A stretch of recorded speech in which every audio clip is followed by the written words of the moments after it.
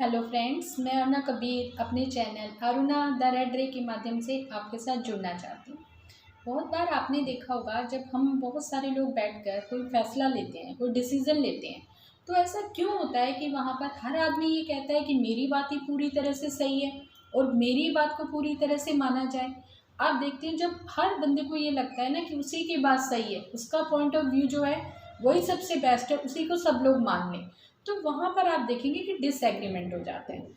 वहाँ पर हर व्यक्ति को ये लगता है कि जो वो सोच रहा है वो चीज़ सही है। लेकिन यहाँ पर हमें ये देखना चाहिए, और कई बार नाराज़गियाँ बहुत ज़्यादा बढ़ जाती हैं।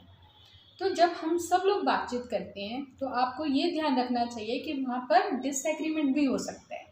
लेकिन डिसएग्रीमेंट का मतलब ये नहीं होता कि आपके कन्वर्सेशन के या बातचीत के सारे दरवाजे बंद हो जाएं।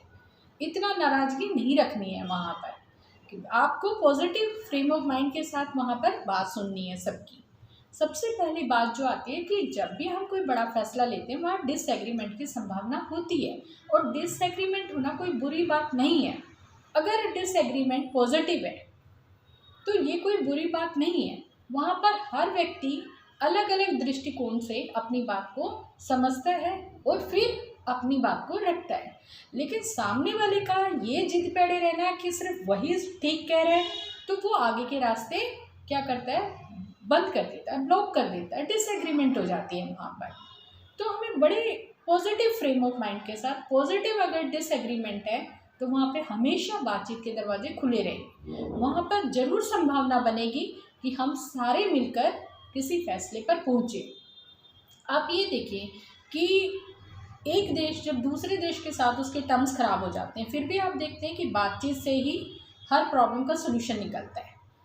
और हो सकता है कि एक बार की बातचीत से उतने कंस्ट्रक्टिव, उतने अच्छे रिजल्ट ना आए, लेकिन जब हम दूसरे फेज़ में जाते हैं या तीसरे राउंड की बातचीत करते हैं, तब आप देखेंगे कि वहाँ पर एक पॉसिबिलिटी बन जाती है कि हाँ, कि डिसएग्रीमेंट में भी एक एग्रीमेंट की पॉसिबिलिटी होती है, कि भले ही किसी बिंदु पर हम उनसे नाराज़ हो सकते हैं, हमारी असहमति हो सकती है, लेकिन इसका मतलब ये नहीं है कि हम किसी कंक्लूज़न पे नहीं पहुँचेंगे।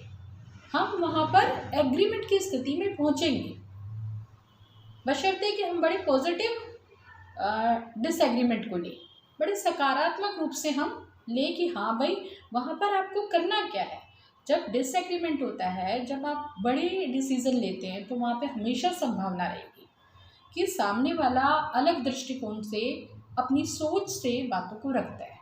तो वहाँ पर आप बड़े ओपन माइंड के साथ बैठिए, सुनिए पूरी बात को। डिसएग्रीमेंट हो जाना कोई बुरी बात नहीं है। बड़े जब भी डिसीज़न लिए जाते हैं, वहाँ पर हर पॉइंट को रखा जाता है और हर एंगल को बहुत बारीकी से समझा जाता है। तो वहाँ पर सारी, क्योंकि यहाँ पर किसी को डिसएग्रीमेंट को पर्सनली नहीं लेना है, तो आप हर चीज़ को बारीकी से समझिए। हो सकता है जो आपका ओपिनियन है, सामने वाले का ओपिनियन उससे थोड़ा सा बेहतर हो, क्योंकि जो पॉइंट आपके माइंड से स्लिप हो गया है, हो सकता है कि सामने वाले को वो समझ में आ रहा है। आप देखेंगे कि बड़ी से बड़ी नाराज़गियाँ भी बातचीत से ही सुलझती हैं, क्योंकि वहाँ पर डिसएग्रीमेंट में भी हमेशा there is always a possibility of agreement in every disagreement. तो बातचीत के दरवाजे बंद मत कीजिए, उन्हें खुला रखिए, और डिसएग्रीमेंट को आप बहुत कंस्ट्रक्टिवली, बहुत संरचनात्मक रूप से, बहुत पॉजिटिव रूप से लीजिए। क्योंकि डिसएग्रीमेंट क्या करता है, हमारे सीखने के प्रोसेस को, ज़िंदगी एक स्टेज पर सीखने वाली प्रोसेस नहीं है, हम पूरी लाइफ चीज़ों को सीखते रहते हैं। तो वहाँ पर हम अपने माइंड को बहुत खुला रखते हैं। अगर हमारा माइंड जो है वो लर्निंग फेज़ में रहेगा, तो वो नई चीज़ों को समझेगा, सीखेगा, और सामने वाले के दृष्टिकोण को भी समझेगा। और आप देखिए कि बातचीत के कई राउंड के बाद भी, एक राउंड हो सकता है कि कुछ पॉइंट स्लिप हो जाएं, ना चीज़ें उतनी अच्छी रिजल्ट दे पाए, लेकिन दोबारा सेकंड फेज़ में बातचीत के, तो डिसएग्रीमेंट जो होता है हमेशा बातचीत के दरवाजे खुले रखता है, अगर आप उसे पॉजिटिव फ्रेम ऑफ माइंड के साथ ले रहे हैं। तो डिसएग्रीमेंट को आप नेगेटिव सेंस में ना लें, आप इसे पर्सनली ना लें, क्योंकि वहाँ पर हम पर्सनल मुद्दों पे बात नहीं कर रहे हैं, वहाँ पर हम कंस्ट्रक्टिवली बड़े डिसीज़न लेने के लिए बात कर रहे हैं।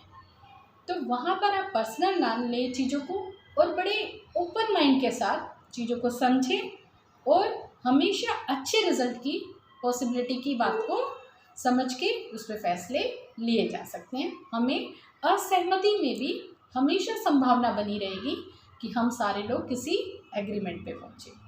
Thank you. मेरे चैनल को लाइक कीजिए, सब्सक्राइब कीजिए। धन्यवाद।